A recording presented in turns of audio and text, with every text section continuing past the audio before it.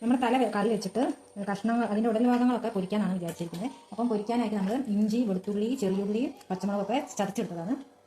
അത് ചട്ടിയിലേക്കാണ് നമ്മൾ കുഴക്കുന്നത് കഷ്ണങ്ങൾ. പിന്നെ അതിലേക്ക് മുളക് പൊടി, മഞ്ഞൾപ്പൊടി, ഉപ്പുപൊടി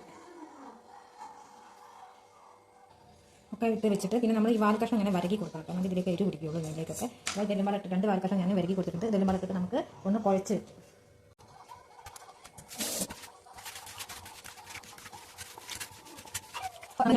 ഞാൻ നന്നായിട്ട് കുഴച്ച് വെച്ചിട്ടുണ്ട്. ഇനി ഇത് വേറെ ഒരു പാത്രത്തിലേക്ക് നമുക്ക് മാറ്റി വെച്ചിട്ട് ഈ ചട്ടിയിൽ തന്നെ നമുക്ക് കറി കലക്കാം. അപ്പോൾ ഈ ചട്ടി തന്നെ കറി കലക്കുമ്പോൾ നമുക്കൊരു ഉപകാരമുണ്ട്. വേറെ ഇഞ്ചി വെളുത്തുള്ളി ഒന്നും എടുക്കണ്ട.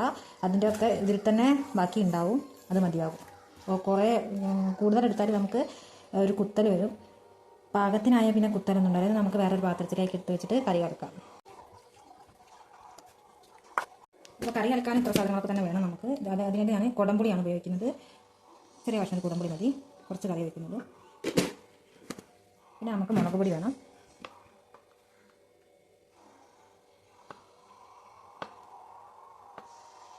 പിന്നെ നമുക്ക് വേണ്ടത് മഞ്ഞൾപ്പൊടി.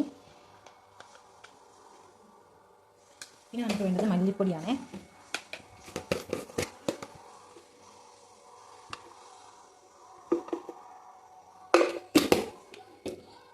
പിന്നെ ഞാൻ ഉപ്പുപൊടിയാണ് ഉപയോഗിക്കുന്നത്. അപ്പോൾ സ്വല്പം ഉപ്പുപൊടി ഇട്ട് കൊടുക്കാം. ഇനി നമുക്കിതിലേക്ക് വെള്ളം ഒഴിച്ച് കൊടുക്കണം. ഇത് മിക്സി കഴുകിയ വെള്ളമാണ്. അപ്പോൾ ഇതിലേക്ക് മുളകോ ഇഞ്ചിയോ വെളുത്തുള്ളിയോ ഒന്നും അതിൻ്റെ ആവശ്യമില്ല. ഇതിൽ തന്നെ ഉണ്ട്. നമ്മൾ പൊരിച്ചതിൻ്റെ ഇതിൽ ബാക്കിയുണ്ട്. ഞാൻ ഇത് വെള്ളം ഒഴിക്കുമ്പോൾ എപ്പോഴും ഇത്തിരി അധികം വെള്ളം ഒഴിക്കാറാണ്. ഞാൻ ഗ്യാസ് അടുപ്പിലല്ല കറി വെക്കാറ്, വിറകടുപ്പിലാണ്. അപ്പോൾ നന്നായി വെന്ത് കുറുകി ഇനി ഇതിലേക്ക് ഒരു തക്കാളി ഇട്ട് കൊടുക്കും. അപ്പോൾ തക്കാളിയൊക്കെ നന്നായി വെന്ത് കുറുകി വരും ചാറുകളൊക്കെ. അതിന് ശേഷമാണ് ഞാൻ തല അതിലേക്ക് ഇട്ട് കൊടുക്കുക കേട്ടോ. അപ്പോൾ തക്കാളി ഇട്ട് കൊടുക്കുകയാണ്. ഇനി നന്നായി നമുക്ക് അടച്ച് വെച്ച് നന്നായി വേവിക്കുക. വെള്ളമൊക്കെ ഒന്ന് കുറുകി വരട്ടെ. അപ്പോൾ അതേ കറി നന്നായിട്ട് തിളച്ച് വറ്റിയിട്ടുണ്ട്. തല നമുക്ക് അതിലേക്ക് ഇട്ട് കൊടുക്കാം. ഇത് നന്നായിട്ടൊന്ന് പതച്ചിട്ട് ഒന്ന് റെഡി ആവട്ടെ. ഇത് ഒന്ന് പതച്ച് കുറുകി വരട്ടെ കേട്ടോ.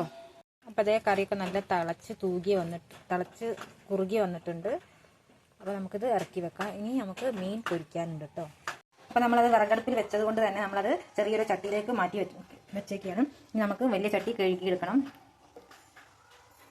കേട്ടോ. ഇതിലേക്ക് ഇനി 2 തണ്ട് കരിവേപ്പില ഇട്ട് ഒരു ചെറിയുള്ളി മൂപ്പിച്ചിട്ടാൽ മതി. കറി നല്ല ടേസ്റ്റ് ഉണ്ടാവും. ഞാൻ കരിവേപ്പില മാത്രമാണ് ഇടുന്നത്. ഇവിടെ അധികം അങ്ങനെ വറവിടുന്നൊന്നും ഇഷ്ടമല്ല. അതുകൊണ്ട് ഞാൻ വറവിടുന്നില്ല. അപ്പോൾ നമ്മളിതാ പൊരിക്കാൻ പോവുകയാണ്. മസാലയൊക്കെ നല്ലോണം പിടിച്ചിട്ടുണ്ട് മീനിൽ. നമുക്ക് ഇത് വലിയ മീനാണ്. അപ്പോൾ സിമ്മിലിട്ട് വേണം പൊരിക്കാൻ. നല്ല അതിൻ്റെ ഉള്ളൊക്കെ വേവുള്ളൂ. അപ്പോൾ ഞാൻ സിമ്മി വളരെ ലോ ഫ്ലെയിമിലിട്ടിട്ടാണ് പൊരിച്ചെടുക്കുന്നത് കേട്ടോ.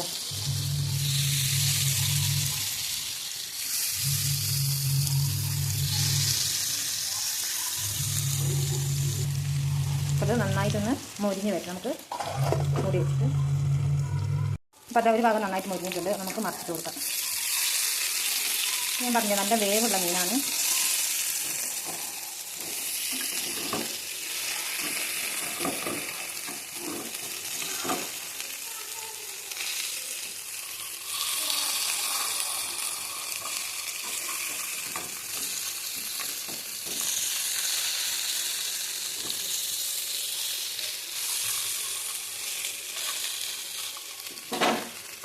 അതവിടെ വെക്കുന്നു.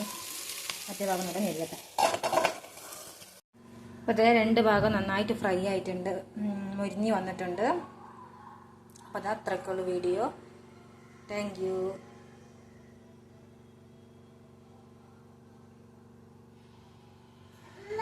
ഇനി ഞങ്ങൾ ഭക്ഷണം കഴിക്കാൻ പോവുകയാണേ.